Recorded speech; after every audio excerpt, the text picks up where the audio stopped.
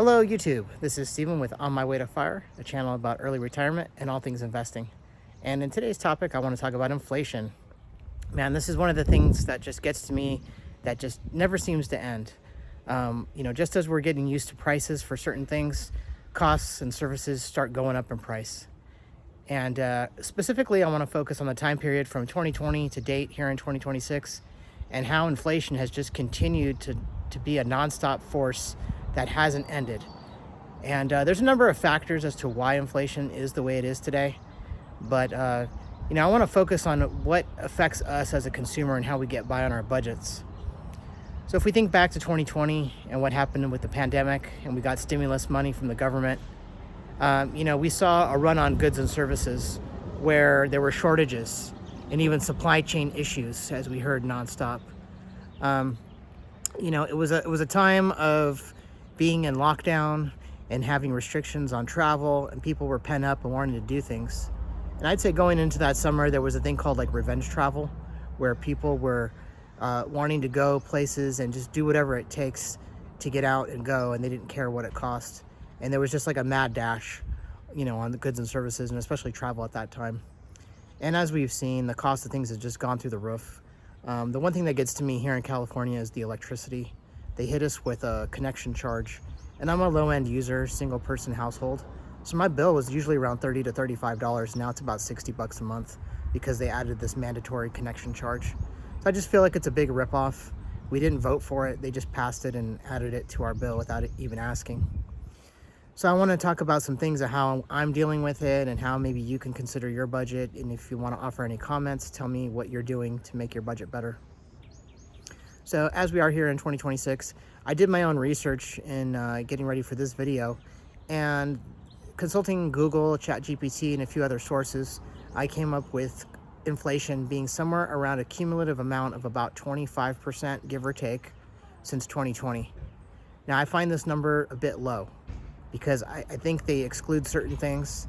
And if we look at the cost of gasoline, especially lately, with the Iran situation, the gas prices have shot up probably around 50%, at least from where I am here in California. But overall, certain things that he would buy at the grocery store or buy at Target or Walmart, they've all gone up, in my opinion, 30 to 35%. So, how do we deal with this? Has our income actually gone up by that much? And for most of us, it has not.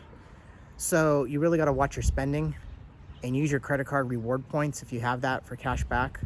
I have the Citi Double Cash card, and that definitely helps soften the blow, but you're just getting a small rebate of $25 every time you accumulate the points. But it's better than nothing, And so, between the electricity, gasoline, and then of course groceries, I ended up getting so fed up with this that probably 3 years ago, right about this time of year, I joined Costco.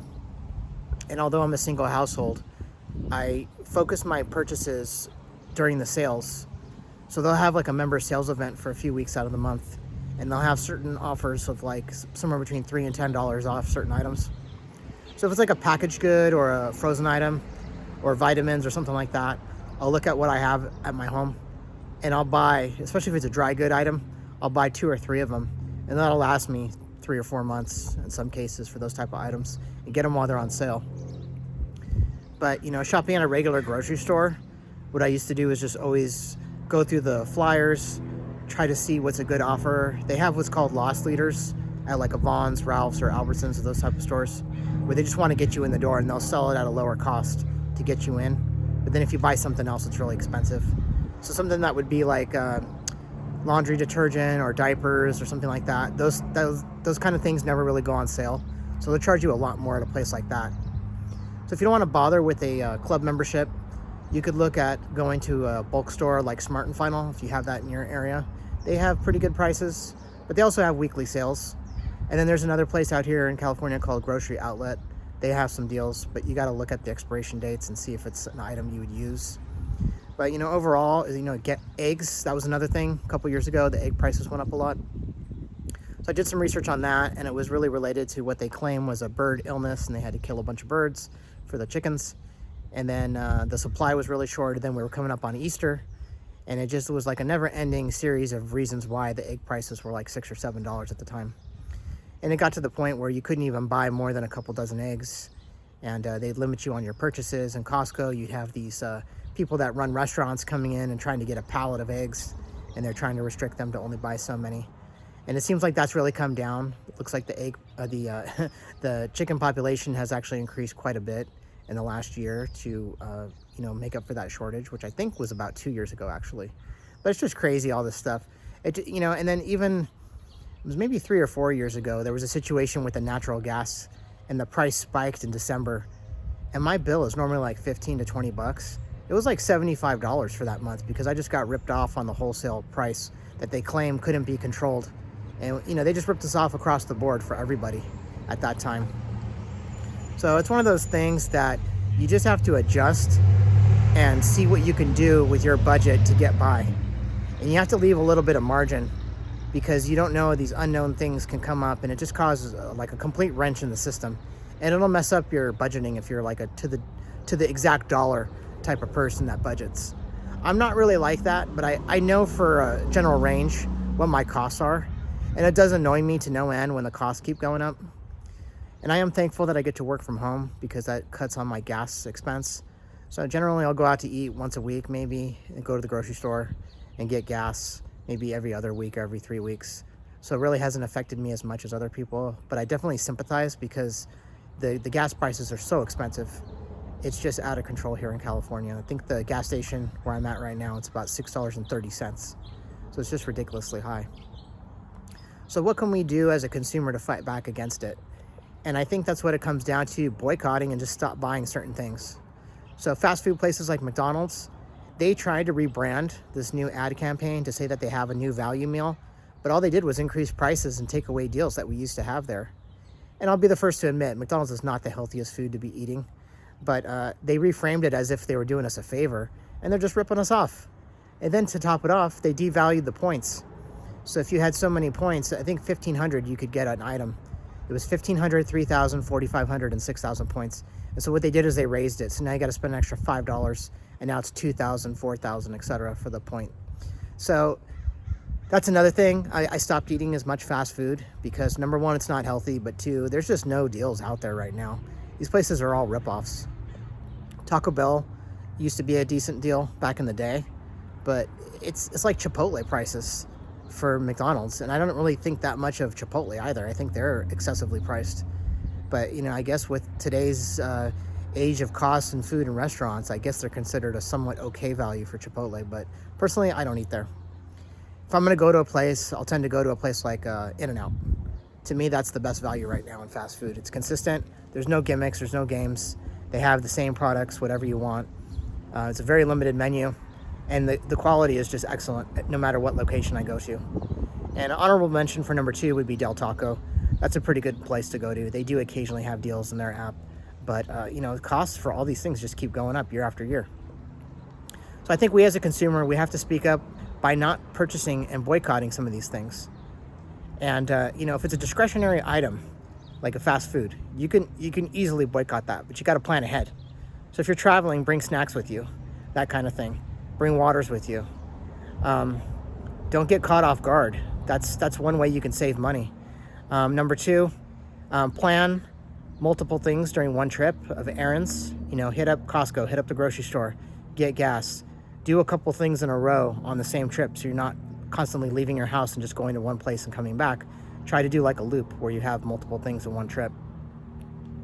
And, on entertainment, try to build your fun around the best deal possible. I know a lot of people really want to live their best life, as they say, and go all out for a certain concert tour. But we're seeing a lot of artists actually cancel shows right now because they can't fill the arenas, and they're charging ridiculous prices for these tickets, and they just won't lower it. So they're claiming different things, and it's funny because some of them, it's to be with family. Some of them, it's to work on an album. And other ones are actually just being honest. So I'll give it up to them for that if they're going to say, yeah, we just didn't sell the tickets we thought we would, and it's just not worth it to do this tour. We don't want to shortchange the people that went, and we can't justify having this tour if we're playing to a third to half empty arenas. So it's really just a difficult time where everybody's being squeezed. And it comes down to this description that I've heard a lot on financial media called the K-shaped economy. And what that means is you have certain people on the K, right? So if you're in the middle, at a certain point, what happened is they started going downward. And that's, lower income people are not able to keep up with the economy right now because their income is not keeping up with the rise in inflation and cost of goods. And then you have other people that have investment income and they're able to get inflation on their assets and profit off of it. So indirectly, I guess I'm part of that economy, even though I wasn't really trying for that. I was just trying to find smart investments that work for me. But ultimately, some of my gains are just getting eaten up by the cost of living. And that's the bummer of it all. We're working and working, and you're basically on a treadmill trying to keep pace with life, try to have fun, try to save for the future, and try to live in the now. And it's just a difficult balance. So I'd love to hear what you guys are doing to combat this. For me personally, I can hold out on certain things, and I just will not go to concerts anymore. I'm not spending big money. I will not go to these shows. If it's a local thing and it's relatively inexpensive and they don't charge for parking, maybe I'll go to it. But for the most part, I did a lot of this stuff in my younger days, and I just don't see a point to it anymore. They're really just fleecing the average person that's going to these shows, and we're expected to pay these high prices.